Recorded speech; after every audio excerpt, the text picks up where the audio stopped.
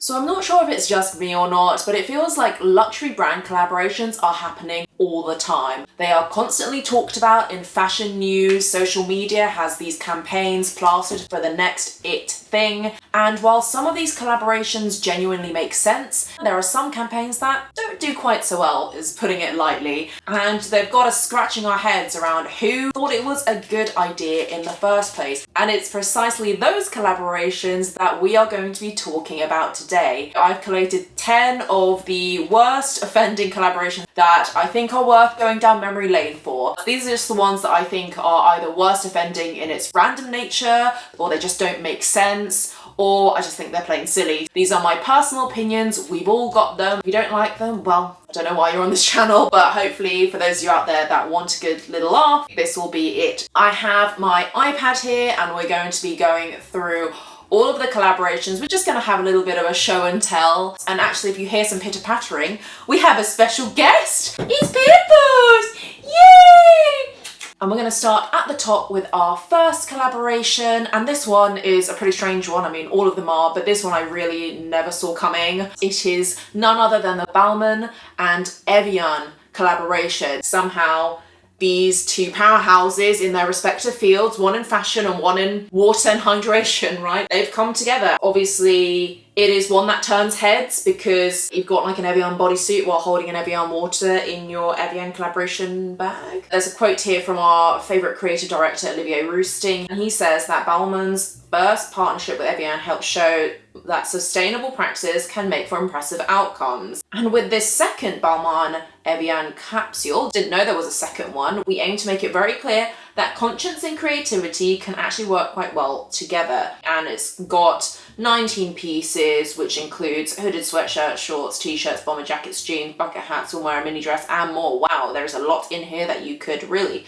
mix and match. They've got a lot of sustainability credentials to their name, as you can see, organic cottons, certified viscose, recycled materials. So it's all, I guess, around the sustainability edge and with like a modern twist, I suppose, on utilitarian clothing like hoodies and things. I'm sure Highland Springs is quaking in their boots right now. For a deeper dive into some of these items, you've got the iconic Evian hoodie, then you've got a dress, which is quite nice. I didn't know that was Evian themed. That's all right. And then you've got this more subtle gradient denim jacket, which is nice actually. It doesn't have the logo. And of course, then you've got Evian bags, and then you've got other denim, water bottles, of course. You've got bodysuits, sports bras. So it does seem like you get a lot of variety within this collection. And look, if it didn't have the massive Evian logo slapped on it, I'd be pretty down for a pastel collection.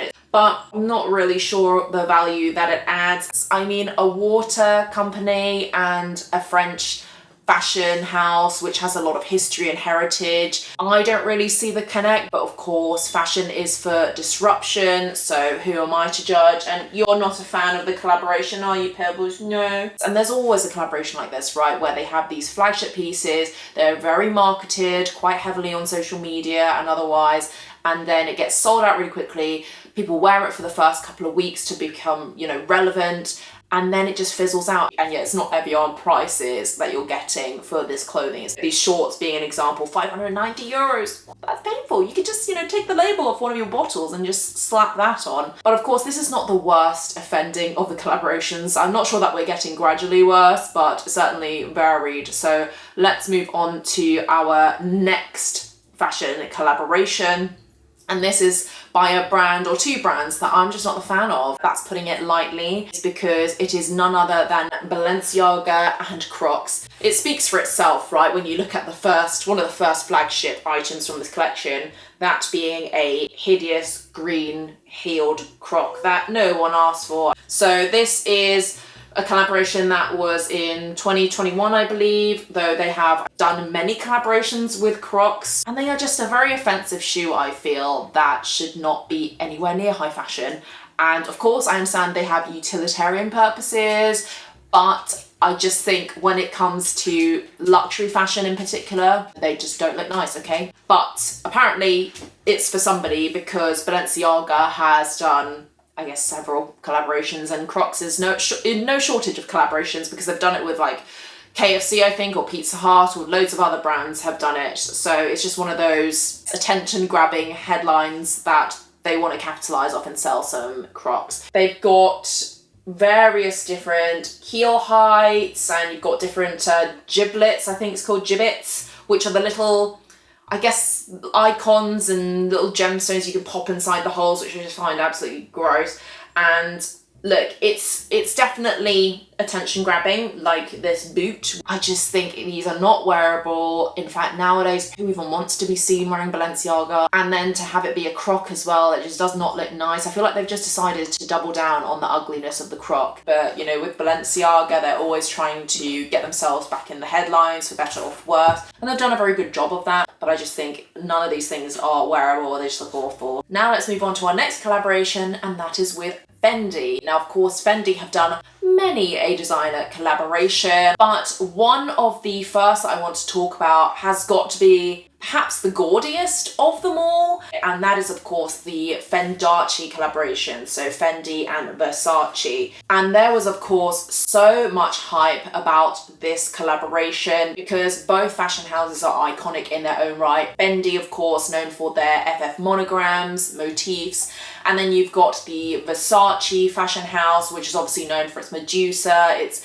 black and yellow colour schemes. That being said, I think when they come together, it's just kind of too intense, I feel. Both brands have clearly got a lot of logo mania. They're quite gaudy. So the page that we are looking at is that of Versace. Of course, Fendi had its own storefront, and I believe what they did is like this kind of hacking project, which is quite well known now, of, you know, one brand hacks the other and vice versa, and then they sell on their respective sites. That way you can kind of get purchases from customers of both sides and cross-pollinate audiences. In this case, I found, at least for this Versace side of the house, that everything is just so much here. I think it makes the Versace brand, which already errs on the side of tacky, to it looking almost like a fake item. You can see with this Fendi bag here, because it's got the silhouette of a Fendi, but with the print of Versace, and it just looks like something on a fake market. And I've genuinely seen fake markets, which I think arguably look a little bit better and more cohesive. Some of them are more subtle, like you can see some of the more plainer items here with the Fendi monogram. Others, I think, just look muddled. The prices were not cheap. They're in the several thousands, I believe. And of course, you have the other side, by which Fendi was marketing Versace style items that were Fendified, if you will.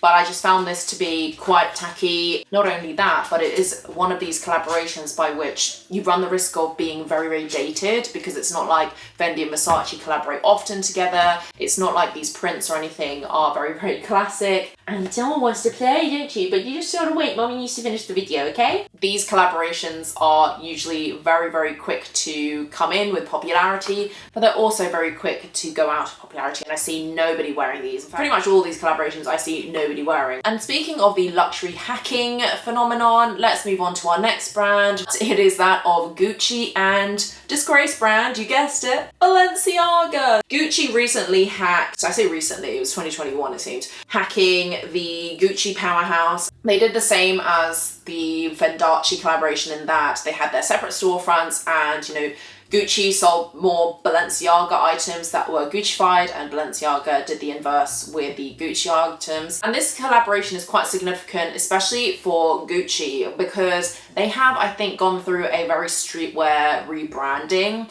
And this was under Alessandro Michele when he was still creative director, and he really turned the brand around. It was an archaic brand, quite dated in its look, to one that is very fashion forward, that's very current and modern. But I think with their more recent collaborations in the last few years, it's kind of diluted, I feel, the Gucci branding and the heritage element. This is one that I just think was not great, because they've just tied their name to Balenciaga, which I don't think anyone wants to touch with a 100-foot barge pole. Going down, you'll see this bejeweled abomination of a jacket. I think it's a typical silhouette of a Balenciaga jacket. Then you've obviously got the hacking that you can see of the Gucci bags. I believe that's the Jackie. And then you've got a typical Gucci blouse, which has been hacked with Balenciaga logos and things. Then you've got the hourglass that is Guccified as well. And then, you know, various belts and things that have obviously got the inverse. So you see a lot here going on Some items more wearable than others. The bags I think are super tacky.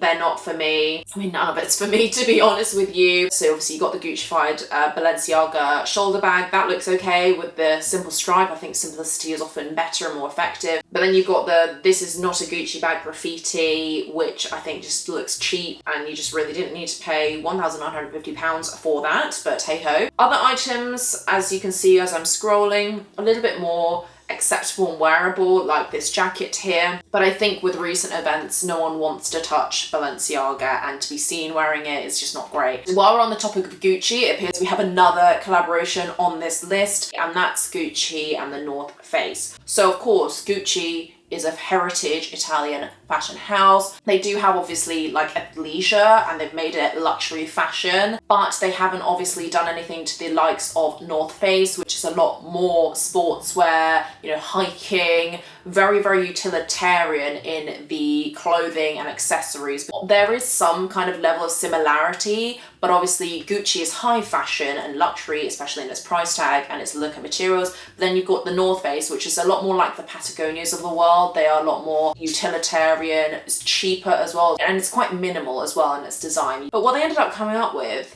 is just something that missed the mark, I feel, completely, and it did really nothing to embed the North Face branding, ethos, quality, etc. into the items. With the hoodies and everything, it literally just looks like you just slapped a Gucci and changed a little bit of the colours on the logo, and then now you're going to command Gucci price tags, which I think is quite unreasonable. I would also say that the quality doesn't look exactly like Gucci quality, it looks like North Face. The idea of collaborations is that you have something for everybody, and if you're going to take two, again, disparate brands, one that is very high fashion, one that is more affordable and approachable, you know, like your dad could be wearing the North Face, for example, then you've got to have items that are of that budget. But I think from memory, the only items that were in that budget was like a pair of socks or something, and those were pretty lazy. And some of them were also just, again, quite tacky, like this North Face Gucci down jacket, $3,300. But the fact that you're charging Gucci price tags for items which don't look Gucci quality and also don't have that much of a unique level of craftsmanship. So for example, they don't have things like temperature regulation of their coats, which would be a nice touch. So, you know, brands like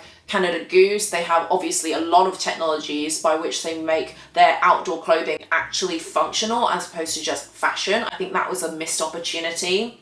And I also think the tackiness is something that is, okay, something attached to the Gucci brand, but not to the North Face. And so I don't understand what cross-pollination of audience you think is going to happen, because people who buy the North Face don't want to have these bold prints. They want something that's actually functional. Now, this jacket that we're seeing here is a lot more acceptable because it's more minimal, but I think the logo is still quite tacky and it's quite lazy, and yet you're charging, even though this says it's on sale, $2,000 still. It's not worth it. Then you've got zip-up jackets and things which are clearly very Gucci in silhouette, but the logos, it was just a copy-paste throughout all the collections, and these primary colours, I think they look awful. And then of course you've got the Rhyton sneaker from Gucci that has the North Face logo. I don't know why it's in multicolours as well. And the Rhyton is not a shoe style that I think looks great by any means, but they've gone ahead and done it, and it's over $1,000. It just feels like they're trying to get away with plastering logos and hoping for the best, that people just only care about the logos and not the quality or the design. Let's move on to our next collaboration, and we're pivoting to French fashion house Louis Vuitton. This collaboration is one that I'm sure a lot of you might be able to guess because it was absolutely everywhere. You could not turn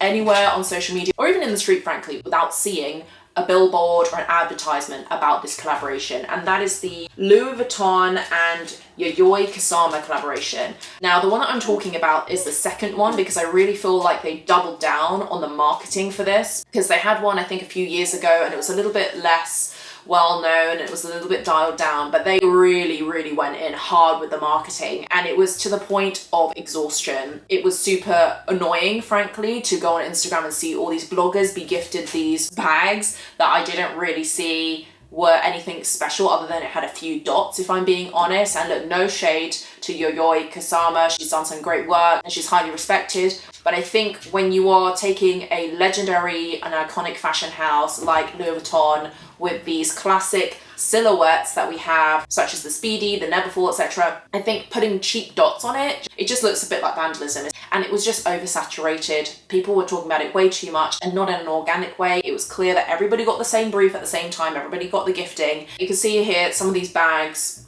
they are just lazy in my opinion. Woo! But they had loads of installations everywhere. Obviously they had lots of pop-ups, they had so many billboards, even these kind of AI created adverts as well on various iconic buildings. I remember Harrods, which, as you know, I love to frequent Harrods. It was just covered in Yayoi Kusama dots. And then they made a lot of classic items like the capucines, which I do really enjoy. Look quite childish and cheapened. And I do not see anybody wearing these bags nowadays. I think a lot of us realized this and weren't buying into it, which is why they were taking this campaign for like what it felt like a year, to be honest, which is not usually typical. I'm glad we've now passed this time. I don't know if they will be doing another collaboration. I bloody hope not. I think the heavy gifting and promotion of it all made it even less palatable. And now let's move on to our next collaboration, which is that of a footwear brand. And this is Manolo Blahnik. And it's a collaboration with another footwear brand that has got really nothing in common with Manolo other than the fact that they have combined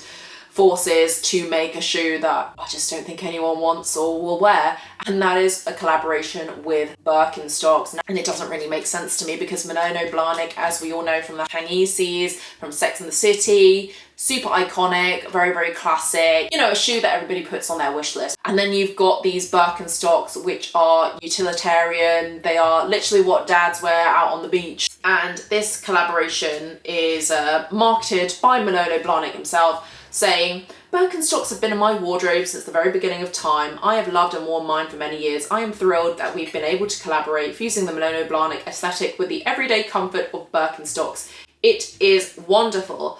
So we've got some bejeweled numbers here. They're of the most popular Birkenstock styles, and they're in these vault boxes, it seems, which are quite nice. I wouldn't mind the boxes themselves without the shoes inside. They feature the iconic buckles from Manolo. Obviously they're bejeweled themselves, they're quite well known, and then you've got like the velvet, etc. So these just objectively don't look that nice, and I think that's just by the fact that Birkenstocks aren't for the aesthetics, they're for the utility. They're not fashion forward, and I don't know, they were trying to make fetch happen with this, but it's just such an unappealing shoe combination that nobody asked for, and it just ends up looking tacky. Now moving on to our next collaboration, which also feels like a missed opportunity, even if it is a little bit of an unexpected one, and that is Prada and Adidas. Prada has done a few collaborations in the past, as with Adidas, especially with designer brands, and I just honestly feel like it was a very easy cash grab, especially for that hype beast to buy anything that is limited edition and has a sneaker collaboration. It's just very, very lazy, and it just looked like a cut and paste of the Prada logo on various Adidas quality items, but for a Prada price tag. It's just literally the smallest Prada triangle. So you can see the shoes as well, the Prada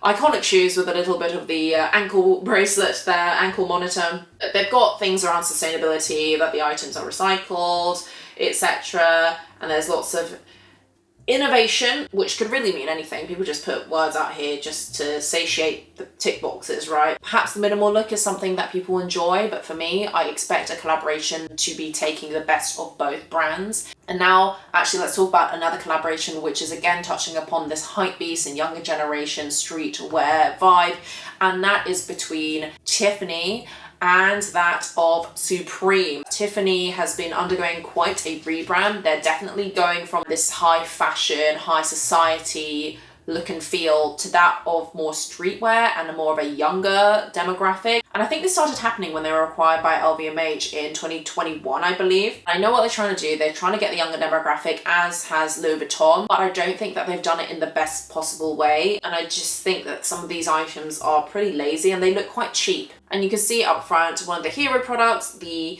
Please Return to Tiffany lock, is one that has the Supreme logo on it. I just think that with a jewelry brand as historical and as culturally significant as Tiffany, it's just something that I feel like is very quickly dashed with these cheaper streetwear collaborations. Look, I get it. Once again, Tiffany is maybe old and outdated in terms of the audience. We want to start getting the new money or the younger generation involved. But I think with Supreme, especially in the way that they have their branding, and you're going to get a lot of resellers, you're going to get a lot of people who see this as a quick way to make money. And I just think what they've done with this collaboration is not really showing the best of either, because you're just plastering a Supreme logo, and yes, this might be Tiffany silver, but you wouldn't know that this is Tiffany otherwise. And you didn't really need to do this jewelry collaboration with Tiffany of all brands. Supreme could have done it themselves or with someone else. That is a lot more cheaper in price tag, because people who buy into hypebeast stuff, apart from the odd limited edition drop, they're not willing to spend thousands of dollars on these.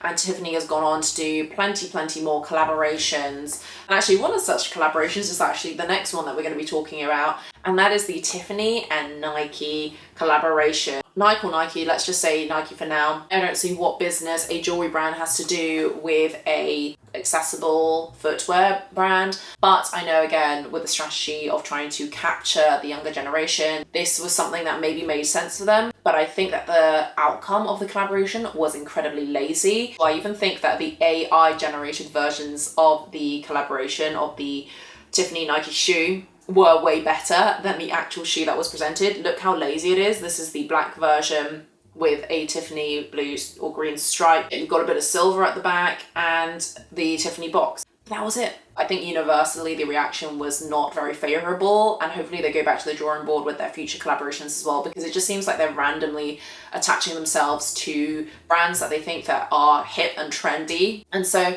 that is the last of 10 luxury collaborations that we wanted to talk about today. Of course, if you've made it this far, I have one extra bonus for you. I had to talk about a collaboration between a fashion house we actually already talked about, Fendi, but with a brand that, similar to Balenciaga, they just shouldn't be attaching their name to, and that is Skims. And of course, this collaboration is one that we could not escape on social media. And I'm not gonna lie, some of the pieces are more wearable than a lot of the others that I've talked about today.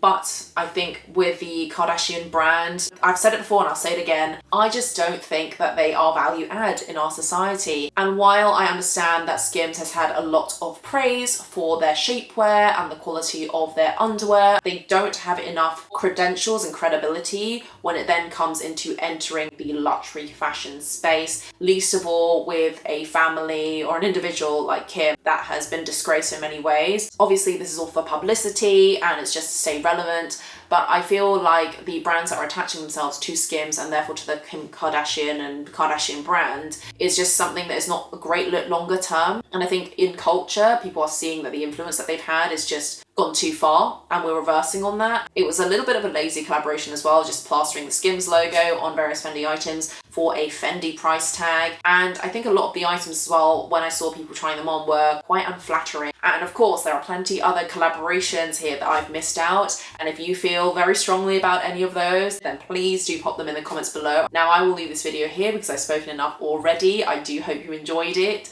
Thank you as always for watching, and I'll catch you in my next one.